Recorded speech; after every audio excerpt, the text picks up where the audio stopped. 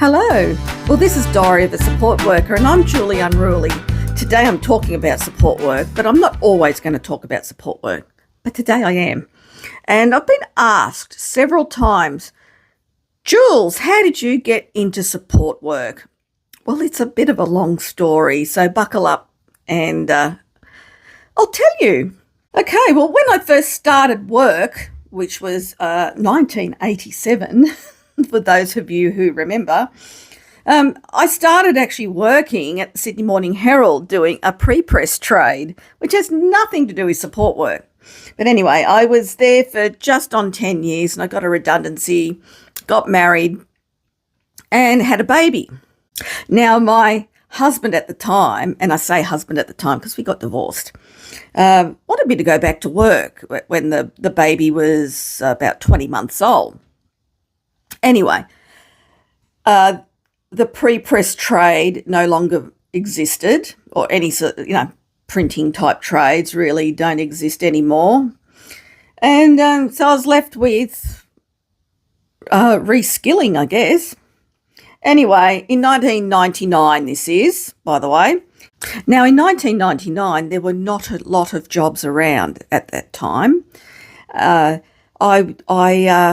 was looking, in the paper as you did back then, and just couldn't find anything. But one job that kept popping up all the time was to work in nursing homes. And it was a local nursing home. And I thought, okay, well, why not? I did actually want to be a nurse when I was at school. So I thought, okay, I'll apply.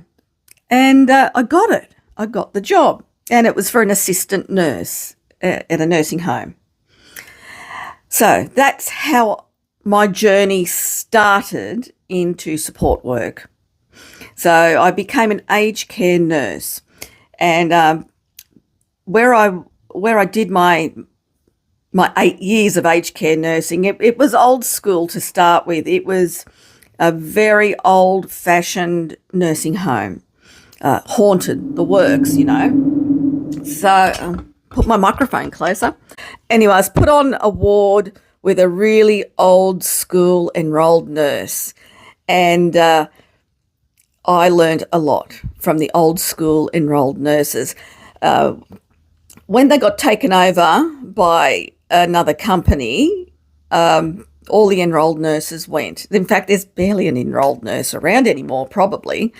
But, they were all made redundant.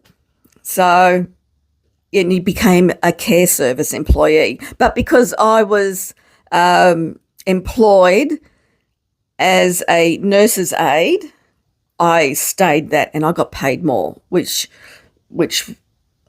sort of caused a few issues with the new staff that were onboarded as care service employees because they got less money, and it was quite a few dollars less an hour. So I tell you, I learned everything you could learn there. It was old school for a couple of years, and then I went and had another baby, came back from maternity leave, and they built all new wards. And everyone had their own room with an ensuite, whereas before it was like 6 to a room, male, female, very old. So I continued that for 8 years and, learned everything you could possibly learn. We had like one lifter downstairs and one lifter upstairs. Now, a lifter lifts people out of bed and onto a shower chair or back in bed, for people who can't do it themselves. So quite often, with there only being one lifter downstairs, you just lifted yourself. It would not fly now. It would not fly now in a million years.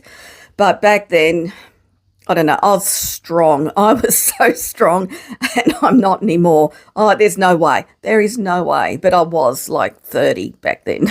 So anyway, I continued to work there, and they started a whole bunch of new staff, which they did all the time because staff come and go in that job regularly. So they started some new staff and they gave them my favourite shift. They handed over to a new staff person. And, well, I was doing that shift as an extra shift, so it wasn't a permanent shift. So they gave that to somebody else as their permanent shift. Well, I got a bit narky about it and I thought, I'm sick of this. And I went and got a second job for an agency, and the agency was aged care and disabilities. And this is still back in the block funding days, way before NDIS. So I did that for a couple of years and I juggled the two jobs. And then I decided to give up the nursing home job and just concentrate on the agency work. And by then, I was getting divorced. And I wasn't getting enough work at the agency. So I then started working at a local day programs. And I was working there 1 day a week. And then somebody left and I got all their 5 shifts, so Monday to Friday. And the hours were school hours and it was wonderful. So that's how I got into support work. And I've been working at that day program for 13 years now. And I love day programs. It is hard work.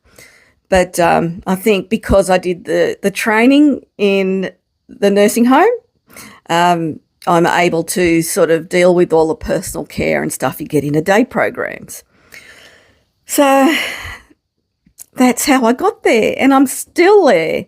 And it's been wonderful. It's been a wonderful ride.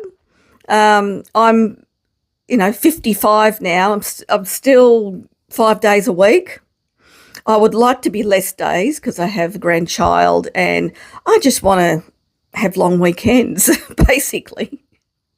So I really want this YouTube channel to work for me. Maybe I could give up a day. Maybe I can get monetized and give up a day. That would be out of this world. Anyway, please like and subscribe to my little channel, Julie Unruly, Julie Stewart, whatever you like to call me, Jules, Jewel of the Nile. Okay, folks, if you ever have any support work questions, NDIS questions, send them to me because I'm happy to help if I can. And remember, I am a bit old school, by the way. Okay, folks, toodles.